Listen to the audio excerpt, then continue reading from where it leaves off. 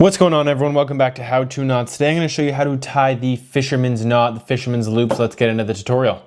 The fisherman's knot is comprised of two overhand knots tied in a different fashion. So we're going to start on our one side here. We're going to go over this first rope, okay? Then we're going to go under, then we're going to go all the way around here, and then we're going to go through. And this is one of the important pieces. We're not going to go over this and then back through. We're going to go under and then through, okay? And that's really important, and I'll show you why in a second. With our second rope, we are going to go over, okay? All the way around, there we go, and back through, just like this. All right, now here's the key. We have tag ends pointing in opposite directions. Has to be like that.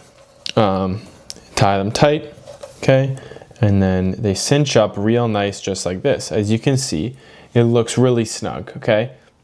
And that's how you tie the fisherman's knot. But if I were to take this overhand knot here, I'm gonna take it out. The only difference I'm gonna make is after I come around, I'm gonna go on top of the knot, okay? Underneath and through, okay? And it's still facing the same direction that it did before. But when I pull, it's very awkward, okay? Those knots aren't lining up like they're supposed to, and it's creating a lot of weird problems here. And I don't recommend that. So my advice to you is when you tie this knot, make sure you come underneath and then up, okay? And it should look, when you pull, effortless, just like that, okay?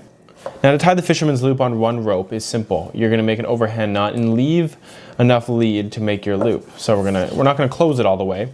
We're gonna come to the end, we're gonna make another overhand knot, okay?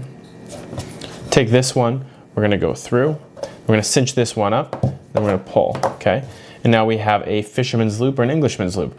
But I wouldn't suggest this loop knot. There is far superior, just because it's just two overhand knots.